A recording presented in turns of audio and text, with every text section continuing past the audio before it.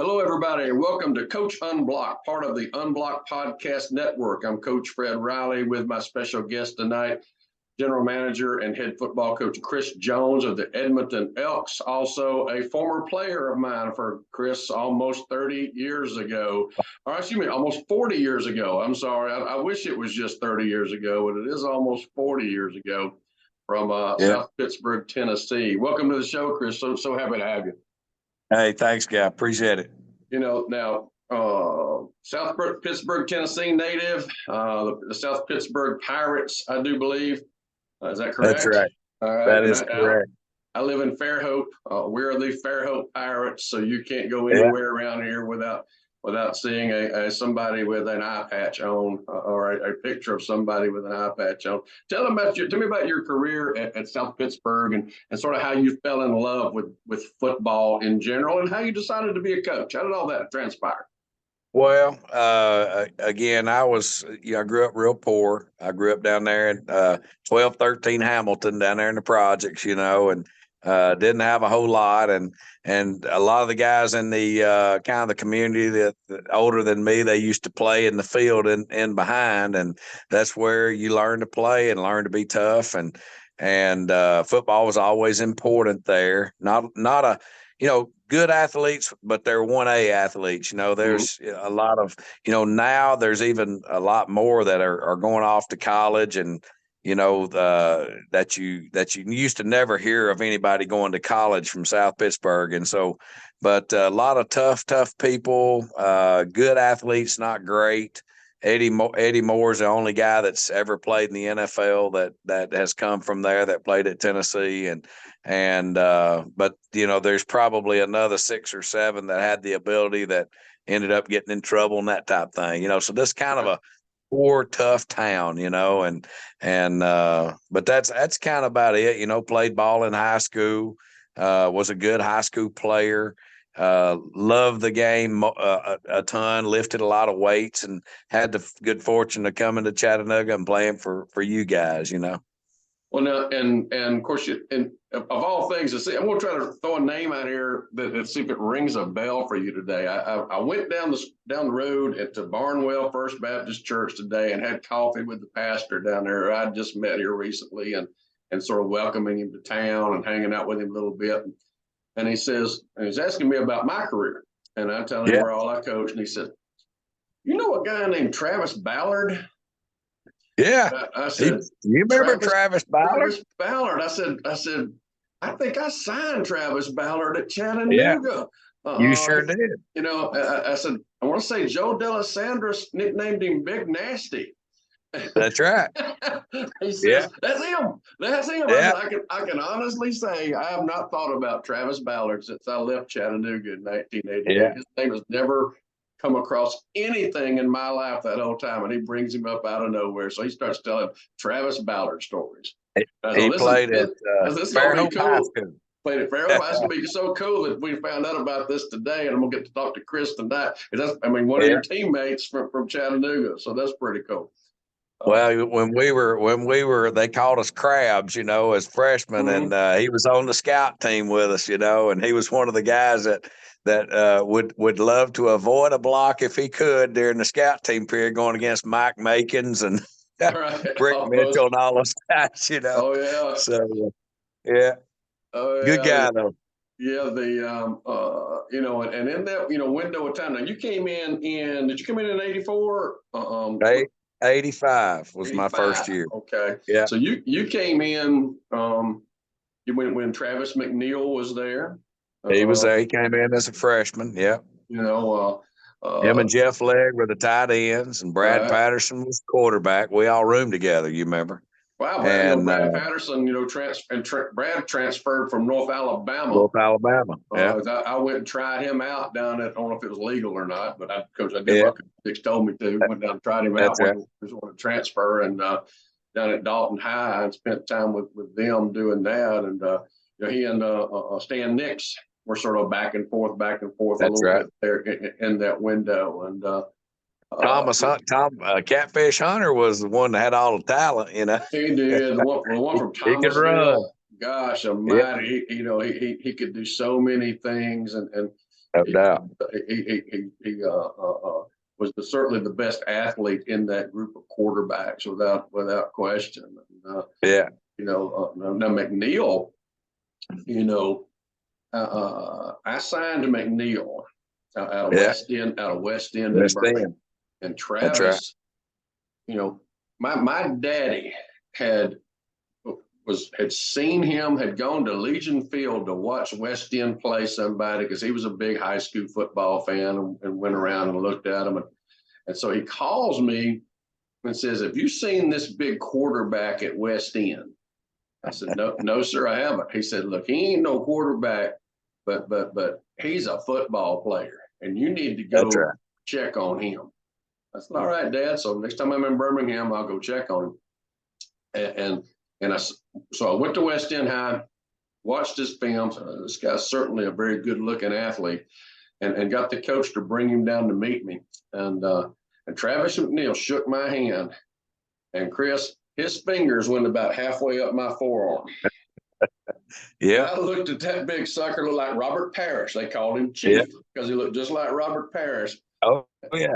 And I said, "Coach, can I borrow your phone, please?" And because it wasn't back before cell phones, you'd find a pay phone or use one of them cards that you'd stop and use to charge it to the football office. Right. And I called Coach Nix. I said, "Coach Nix, I've never asked you to do something like this." I said, "But we need to offer Travis McNeil right now." Boy, hey, we ain't going to offer somebody I ain't never seen. I mean, have you lost your mind? No, sir, I haven't lost my mind. Trust me on Yeah. this. Fire me if he ain't a football player. I'm telling Yeah. you, when we get him in here on a visit, when he walks in the building, everybody's going to stop talking when they see him. Oh, yeah. Let me offer him. Yeah. All right, boy, offer him. Get it set up. So I offered him his first scholarship offer he had ever gotten. And we scheduled a visit. I mean, like that weekend, brought him in, and the football facility got quiet when Travis McNeil walked in that building, got off that elevator on the whatever fourth floor of the roundhouse, and walked down there, and oh my gosh, who is that? Yeah. He was a great one. He was, great one. Southern Miss was the only team that only other school that offered him. Because he was, he just didn't have a lot of exposure, and on those days you went and signed them in their house. I mean, so I'm in West End area over there around that school at his house at 6 o'clock that morning. Can't sign them before 7 Central, 8 Eastern time. I get there at 6 and lay the phone off the hook, take the phone off the hook because I know Southern Miss is going to try to sign him too. That's right. And sit there and eat breakfast with him and his family. And at 7 o'clock, had him sign that scholarship. Got in the car, and I passed the Southern Miss coach on the road as he was coming in, as I was going out. I've already got him, partner. Oh shoot! Things that we did back in those days, unbelievable. Yeah, hiding them out. Oh yeah, exactly. I mean, it was crazy the stuff that we were doing, and now, so why did you become a coach? I mean, why coaching? Well, there was a guy named David Hale in my hometown, and I was a kid. Like I say, I was poor growing up, and I was into a lot of stuff, and kind of at that kind of 12, 13-year-old. I was young for a freshman. I was 13, but got to play as a freshman because of some injuries and stuff to some older guys. And Coach Hale played at Vanderbilt. Was a big old all SEC defensive tackle that was from South Pittsburgh, and he's still living there, and he and I are still very close. And Coach Hale kind of took me in and kind of, at a real impressionable time, and gave me a summer job, and if I stepped out of line, he had a big old paddle, and he didn't mind using it, and that was kind of the thing that I realized, he didn't have to do some of the stuff that he did to try to, keep me in line and that type thing. I mean, it's not like I was a real bad kid, 'cause I love ball and I wanted to work, but I had enough knucklehead in me that I had a couple of friends that kind of lead me astray, and he was kind of the guy that led me in the right way, and kind of paid me enough attention that I needed, that I didn't want to disappoint him. And so that was kind of why, I went to UTC, and I was a smart kid, and I didn't love school. I loved football. Got in engineering, and thought I wanted to be an engineer until Fortran. And then I figured out that my math skills weren't as good as what I envisioned from South Pittsburgh's illustrious academic, a bit. And so I decided to get out of engineering, and then I got in finance, and then I got in accounting. And then at that juncture, I was like, I think I had a 1.98 GPA, and was just about ready to go and just be a banker in South Pittsburgh. And my mother said, "What do you love to do?" And I said, "Well, I love football, but I'm not going to be able to play it. I'm not going to be able to be a player." And she said, "Well, what about going into teaching and be a coach?"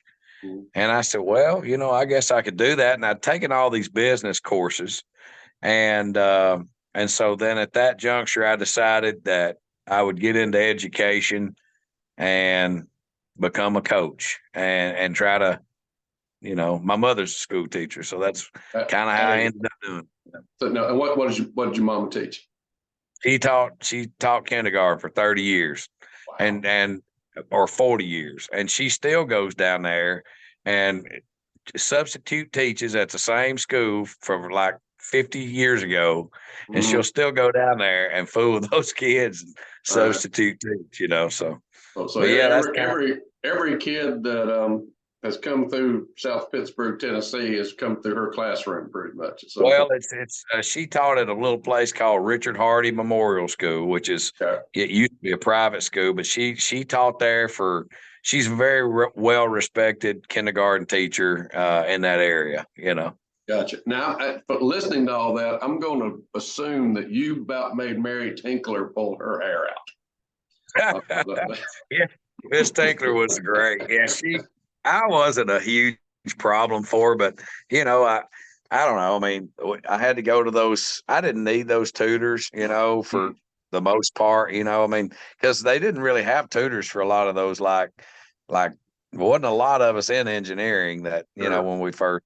There weren't a lot of tutors for that. They were tutors for your psychology, your English, and all that. And I really didn't need help in those classes, but those upper level maths and that Fortran, they might as well have been speaking, a foreign language. I didn't know any of that, I understand.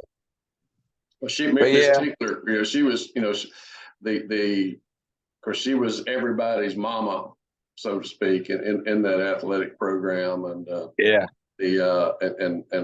we signed some people that was in the day that you didn't have to have. There was no such thing as Prop 48, which was the academic rule. It had not kicked in yet. You just had to have taken the ACT. You didn't have to make a score on it. You just had to have taken it. We had one player, Chris.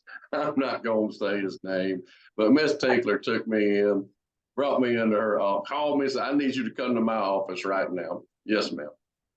"Did you sign so-and-so? Are you responsible for bringing this young man on this campus?" "Yes, ma'am, I am." She said, "Coach, do you realize that he does not even know which direction the sun comes up and sets?" He did not answer that question. I said, "Ma'am, that was not one of the questions that I posed to him during his recruitment." Right. Well, I tell you what, I say it all the time. We had a heck of a running back group. My Lord, there were some talented kids in that running back group. Oh gosh. Well, and you're there. Of course, you arrive in there, and we have Alan Evans, Yeah, who has come in because he couldn't beat out Bo Jackson. that's And right. From Enterprise. he transfers to Chattanooga. And of course, in those Yeah, days, you had to sit out a year. yeah. And Keith Montgomery comes in Keith because Montgomery. he can't beat out Herschel Walker. That's right. So there are two guys that in 1984. I mean, our scout team was as good as any team around. I mean, Joe Payton and them Around, just go lose their mind down there because their guys no couldn't doubt. lay two-hand touch on Evans and Montgomery. Oh yeah, Those guys were yeah. so good. Hey, let me tell you a good one on Coach Payton. Okay. Coach Payton, I know you. So Coach Payton and he always liked me because I was on the scout team down there, Right. and they'd put me, Jamison Nance, you remember, he Mm-hmm. wasn't overly physical, you know. Right. So when the tailback was going to get the ball, they'd make me be at tailback, and when the fullback was going to get the ball, I'd be at fullback. Well, guess what? Brick Mitchell and all those Mike Makins and Zach, they figured that out. So they're Right. like, he's at fullback. They're not even getting. You know, so so that's the way, because Jameson didn't want to run the ball now, not down there on scout team. I remember. I remember James. So anyway, Coach Pate and I established a good friendship during that 2 years, whatever I was there on scout team, and so I saw Coach Pate, and I was recruiting Birmingham, and I had gone to Phillips High School. Mm-hmm. Well, there was 2 kids at Phillips High School with 0 offers, kind of like what you're saying at Right. West End. And so I can't never remember this receiver's name, but so I tell Coach Pate, I'm like, Coach, I found me some, man. I said that they ain't got no offers. We was at NC State. Mm-hmm. Hey, I said, they've got no offers. And I was a young coach, you know, and I'm proud. It was a kid named Corey Smith. I can remember the defensive end, but the receiver ends up going to NC State. He went down there and got both of them. They both went to NC State with Rivers, the quarterback, Right. and the receiver was all pro for the Jets. What was that boy's name? Had a weird name. But he ended up being a all pro NFL receiver and had 0 offers. Where were you at the time? I was at Tennessee Tech. Yeah, you were about to dominate the OVC with them two, weren't you? Hey, and I'm not kidding you. We had those 2, and we had a safety from down there at Jess Lanier that went to the NFL that ended up signing with Louisville. All 3 of those kids official visited Tennessee Tech. One of them went to Louisville, 2 of them went to NC State. And Coach Pate, he kindly took my he skunked you, didn't he? He did skunk me. He listened, and I learned a real lesson that day that I don't care how well good of friends you are, you don't say nothing in recruiting. That's like telling in a golf scramble, telling somebody what your score is before everybody's made it in. You hold on to that information till everybody signed in and posted their scores.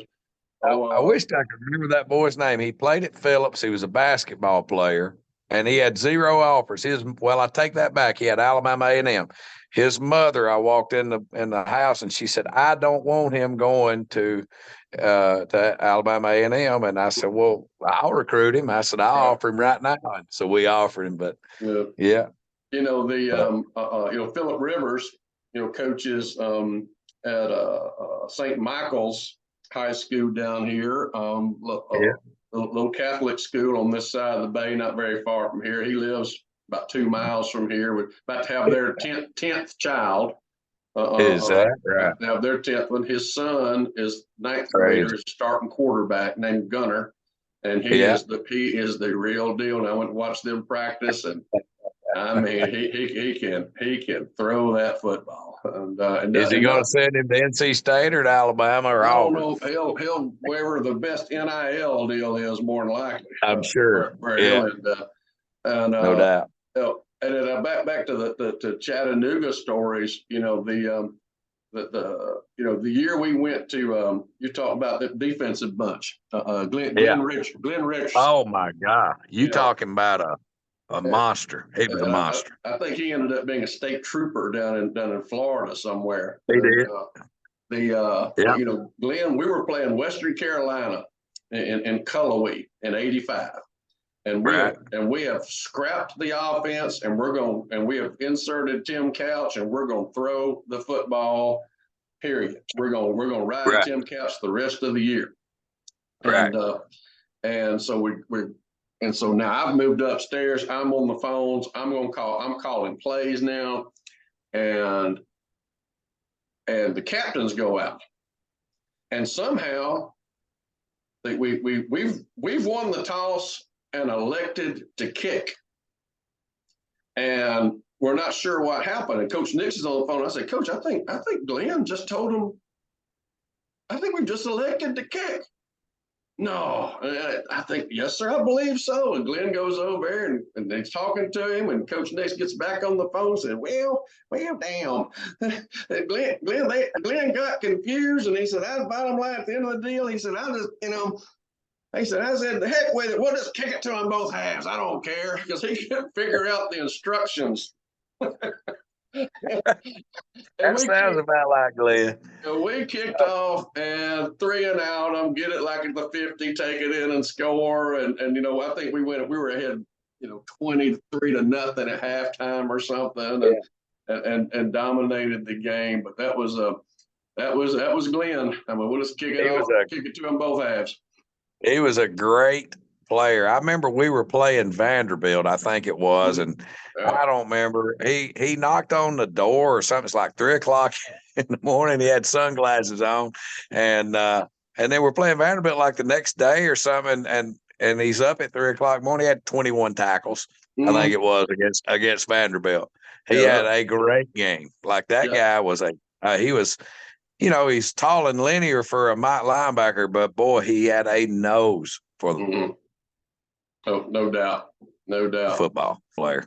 Yeah, I mean, and do you remember playing Marshall, and Brick Mitchell has got the Marshall center by the face mask, twisted his head off. And they run out there to get him off of him, and Steve McGill got back on the phones and said, what did he say? Brick said, I told him to quit holding me. I told him to quit. He had enough. Yeah, that's when he threw that helmet. I think he threw the helmet up toward the math building, Yeah, took it off his head and threw it toward that building that had the windows in it down there. Just slung it. That's right.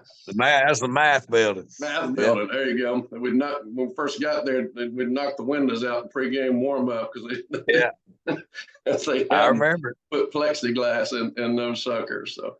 But I tell you what, that was a good defensive front when you talk about Mike Makins, Brick Mitchell. What was the kid that went to the Patriots as a free agent? Defensive end, number 46. Yeah, I know. I see him. I know who you're talking about right now. Zach Irvin, Spanky Thomas, and Glenn were that was a crew of good players. Right. And then you had was it the big tall safety? Right. And then number 16, I believe. I can't think of his name, but yeah, those guys. David Eldridge. Eldridge may have been Eldridge. But yeah, gosh. The both safeties were good, both corners were good. I mean, Parker was the corner. I mean, we were loaded. Yeah, I mean, we were happy in spring when we made a first down against them. I mean, we made a first down. We celebrated. And and then you brought in Willie Greenway was a backup as a freshman, and then you had Junior Jackson came in. Jackson. Oh wow, yeah. God, that was a good bunch of group of players. No question. Do you remember Victor Durden? Victor Durden, I remember Victor Durden. I recruited Victor, and and Victor lived in the projects in Pensacola. And so me and Coach Nix. I was thinking he was from Cairo. Was he not? Was he Pensacola? No, he's Pensacola. There was another. You're thinking about another kid from Cairo, and I can't think of his name right now. But Big Victor lived in Pensacola, and me and Coach Nix did a visit with him in the projects there. And so I've got a blue coat red tie on. Coach Nix has got a red sweater on, and blue tie on. And we go in there and we get into the projects and open the door up and walk in. And of course, it's December or January, and you open that door up and it is so hot in that apartment that it literally just. I mean, you can't neither one of us breathe. Yeah. And because, those are regulated by somewhere central. I mean, everybody has, you don't have no control over your heat back in those days, about 85, 86. And so we go in there and we sit down and we no longer got seated. And two kids, the door comes flying open and two kids come running in, dragging their bicycles with them. And we're watching them. We're looking at one another, and they would get them some water, and they're going back out with their bikes. And we say, "Hey, why don't y'all bring your bikes in with us? We leave them on the porch. Somebody will steal them." We're like, where are we? I mean, these kids won't even leave their bicycles on the porch to get a drink of water. Oh, yeah. Wow. So then about, a couple of minutes we were there, and Victor's twin sister walks around the corner eating an apple. Yeah. And she takes a bite of that apple. Now, Victor's twin sister was, in every way, shape, and form, a twin. She's about 6 foot 280. Big young'un. And she takes a bite of that apple and looks at us and says, "Hey, Mama, this one in the red tie, kind of cute." And Coach Nix elbowed me and said, she said red tie, boy, not red sweater. So, Lord. That's right. Yeah. I'm not taking one for the team here to get Victor Durden. Yeah. I'm sorry. It ain't happening. Oh, Lord. Durden. Boy, he was a big old rascal. Had good feet to be that big. He was. Yeah. He missed his flight, missed his connecting flight in Atlanta. Oh, I yeah. had to drive to Atlanta and get him. Yeah. Lord have mercy, the things that we did for $22,000 a year, whatever it was I was making at the time. Oh, yeah. You remember Derek McClendon? You remember him? Yeah.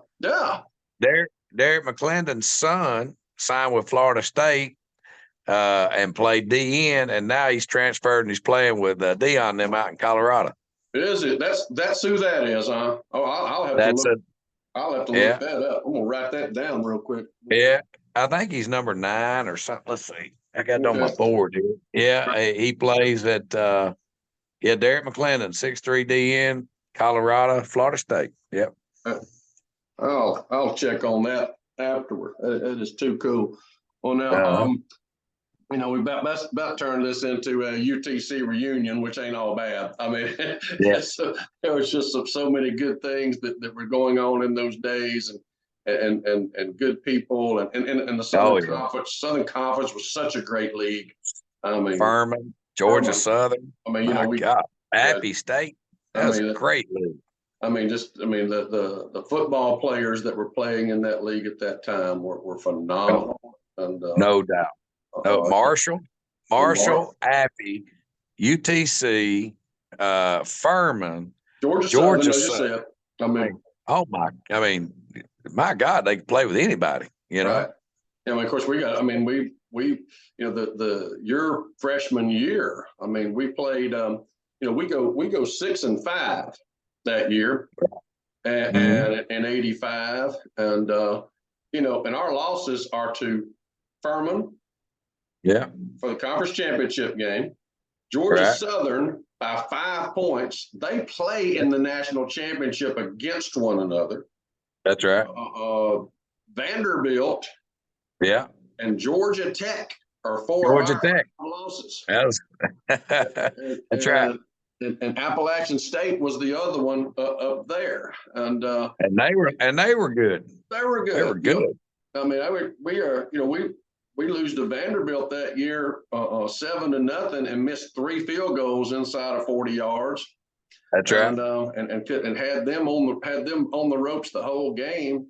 We lead Georgia Tech 7-0 in the fourth quarter and get beat 35-7. Yeah. I mean, when that dam broke, it broke Yeah. in a hurry. Yeah. I It's kind mean, of like at Auburn. It was 21-21 at Auburn, wasn't it? And in the fourth quarter, they scored 3 touchdowns in the fourth. and 42-21 or something like that. That's right. 42-21, yeah. In 86. That's right. I That's mean, right. oh gosh, the before you got there in 84, we won the conference in 84. And I think it's the Yeah. last conference championship UTC's won. I don't think they've Yeah. won another one since then. And I don't we were think close they there have. a couple of times, but we Yeah. played Florida State in Tallahassee. And Yeah. we've got a Florida State network on Unblocked, and I've told them this story that the worst thing about playing Florida State in Tallahassee, we had just won the conference the week before. We were conference champions. We were playing in the 1AA playoffs the next week, but we got this Yeah. game that's been scheduled for years against Florida State in Tallahassee, and we got to go down That's there right. and play. Yeah. And they only beat us 37-0, but the worst part was the running statistics that were going on the scoreboard. And you looked up there and they, Florida State has rushed for 372 yards and Chattanooga has 9, something Yeah. like that. Right. I mean, so Yeah. could you please just cut that off? I mean, Yeah. 37-0 sort of Score up respect. there. I remember Coach Nix told me, because I was calling plays. I started calling plays at Chattanooga about halfway through the end of 84 and most of 85. And I was 24, 25 years old. And and we got back from Chattanooga. We got back from Florida State, went to staff meeting. Coach Nick said, "Fred, I could have taken a high school team down there and gotten shut out." Yes, sir. You sure could have. Yeah, that's right. Anybody could have gone down there and scored none. Yeah. You're exactly right. Oh, shoot. Yeah. Well, now, how long have you been in Canada, partner? Gosh, it's since 2002 was my first year in the league. So 23, 24 years. I was 2 years with the Browns, but then, and then the rest of the time since 2002, I've been up here in Canada. Right. And four Grey Cups, right? 4 championships. We've been to 7 and we've won 4. Okay. So, the last 2 years, boy, they've been, it seemed like a long way from a Grey Cup. These last 2, man, it's been really, really tough. The last 2 seasons trying to get Edmonton rebuilt. Right. And we one of my things that I've said all my whole life and continue to, and I know this. I mean, and people have to understand. They don't want to understand it, but you have to make first downs before you make touchdowns. I mean, it's little wins, and it's little wins that sometimes only the untrained eye can't see, but the trained eye can. Right? We've made a little win here. We made a first down here. We're getting there, and then go back in. And say, boy, it was a miracle. No, it's a lot of first downs. I mean, a lot of little things done that over time that connected and made it work. And we got a lot of, the first year I probably went too old.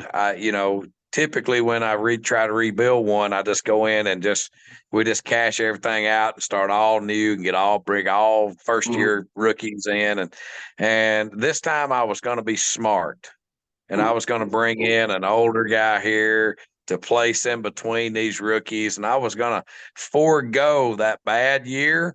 And, well, that didn't work. All the 30-year-olds got hurt.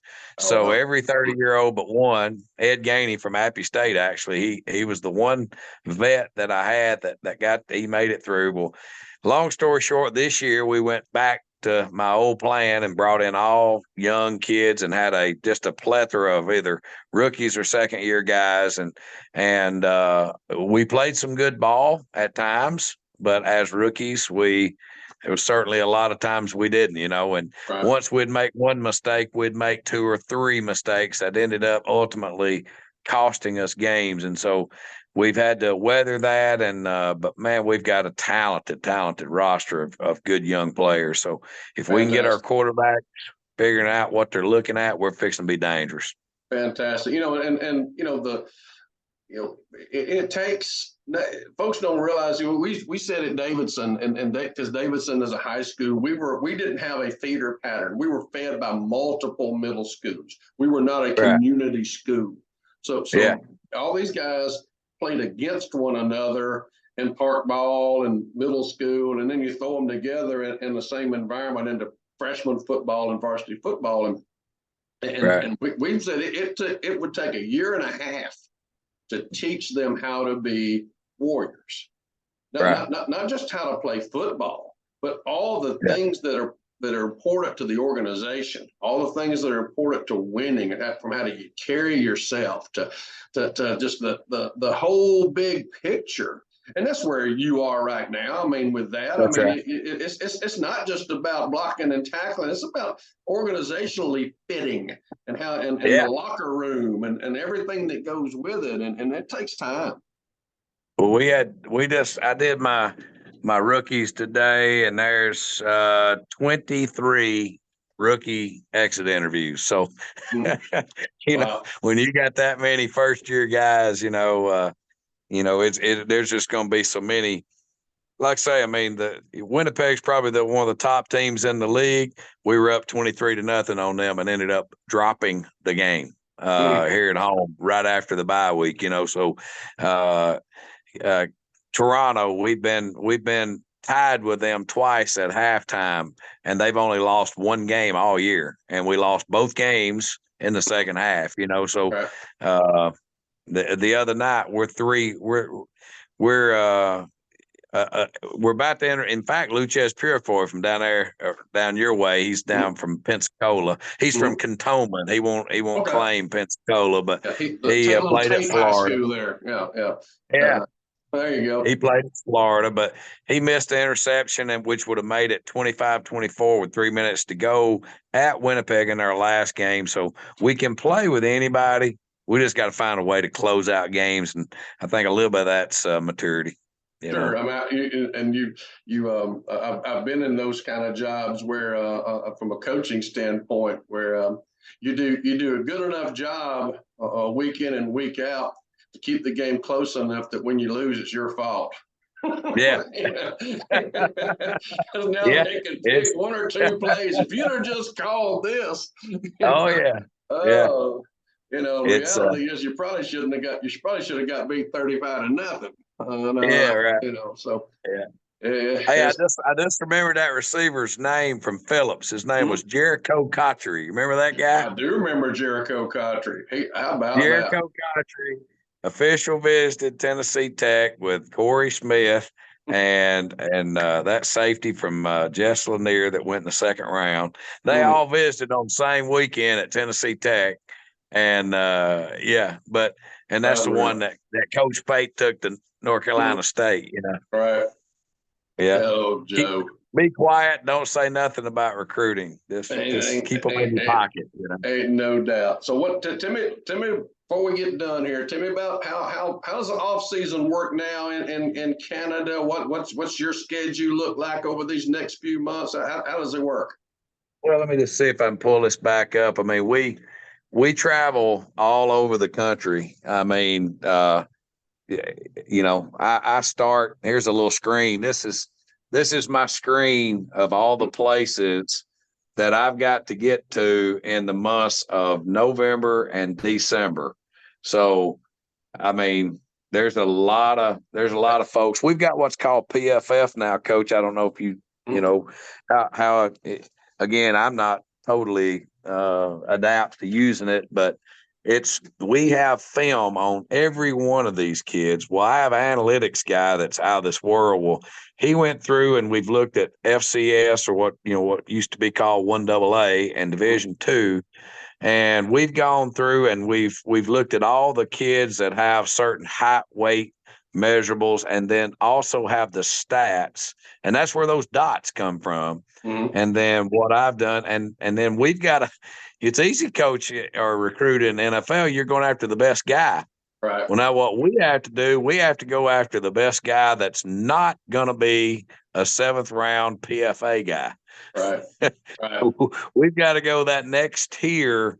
So we've got to not only find that guy that is 6'2", 185 that runs 4.4, but that's not also going to be a free agent. Gotcha. And we got to get in front of them, and TJ Luther, that's on the PR at the Jets, was at Gardner Webb last year. Well, he'll text me back because I got in front of him. Gotcha. I went over and watched them practice because I know Trey Lamb, so we got to create those personal relationships with those kids so that when they do potentially drop out, that they'll give you a call and say, "Hey, coach, can I come play for you?" Sure. So makes sense. Now, when you say you've got to go to those places, I mean, you've got to go to those personally. I mean, that's I tried. Yeah, it's like used to. We didn't have. There's a lot of dots on that deal. I'm just used to when there wasn't an XFL and there wasn't a USFL. Right. No, we didn't have to, but they're paying 50 US, we're paying 75 Canadian, so it's all the same. Mm-hmm. And they've heard of Birmingham and Orlando, and they hadn't heard of Saskatchewan, Winnipeg, Edmonton. They don't know, and they don't have a passport. So, it's easier for them just to stay and make US money. So we have to do something a little different now, in my opinion. We have to go out and get in front of these guys so that you can forego the USFL and XFL. Right. And let's face it, if they've got any sniff of the NFL, they're staying down there anyway. But you have to, in my opinion, go out and create these relationships with not only the players but the coaches, kind of like recruiting. Mm-hmm. So that because it's just the nature of the game, to get out and get the players. Right. And even, and I can remember, because again, I was never a part of a big time college staff in my 10 years. So I was, the same thing. You even when you go to, let's say, Manual High School in Louisville, for the 2 or 3 guys that you think you got a chance to get, you also talk to the 2 guys you don't have a chance to get, just so they know who you are, because you just never know what's going to happen. That's right. I mean, they somebody has an injury in basketball season and they drop them, or or they go somewhere and decide it's not a good fit, and then they've got, back in those days, they've got your business card in their wallet. That's right. Hey, this guy paid me attention when he didn't have to. That's right. And it's just, and then you end up with guys that you probably had no business getting, because you did spend time with them personally. And that's right. Well, that's it's the same thing right now. And in fact, I've got a meeting with our president tomorrow because, again, he's a longtime football guy, loves the CFL, and we've got this PFF machine that, yes, you can go and you can evaluate these players and know that they're really good, and you can call them on the phone, but I'm trying to separate myself and ourself from the other people that are calling them on the phone because, I mean, I know I've got a real eloquent voice and, I'm very well educated and all, but I do a little better when I'm in front of them, telling them how they're going to be utilized, Right. Oh, yeah. One of the best players I ever signed, and I'm 63 now, so names elude me occasionally. But I was going through that process at Southern Illinois, and I'd gone into Cincinnati to recruit a kid who had been offered by Louisville, and Schnellenberger was at Louisville, and at my home visit, as I'm walking in, Schnellenberger is walking out with one of his assistants, and how you doing, Coach? Very nice to meet you. Remember your Miami days, et cetera, et cetera. Blah, blah, blah. He grumbles at me and goes and gets in his car and rides off. And so I go in the house, and the dad says, "I want you to tell me if my child comes to Southern Illinois, what you will guarantee him." I said, "Sir, I will guarantee him that he will be coached hard. He will work hard. If he goes to class, he will get a great education. That's pretty much it. I mean, I'm not going to make any promises that I can't keep. That is just not how I am built. And he looked at me and said, that man right there just walked out the door and put national championship rings and NFL Super Bowl rings in my son's hand and promised those to him if he came to Louisville. He just lied to my son. My son's coming to Southern Illinois. I'm like, Yeah. I almost didn't even go, when Louisville had offered him. I mean, That's right. I mean, I've got Indianapolis, I got Louisville, I got Birmingham. I'm like you. I mean, I got to go. I can't be wasting time with guys I ain't got a chance to get. And, That's right. But I learned a lesson, that night. Just you take take a shot.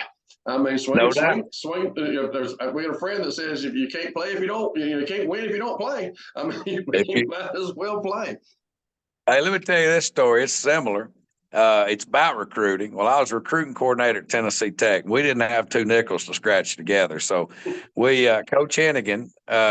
It's his birthday today, in fact. But anyway, he was very frugal, let's say, with his money. All right, so we'd bring these recruits in from Alabama or from Birmingham and Montgomery and Chattanooga and Memphis, and you can just imagine. Well, Cookeville is not the most racially diverse place in the world, right? So there's 9,000 people in school, and there's 300 black kids, So, so we're bringing these kids in, and they got us going to Ponderosa.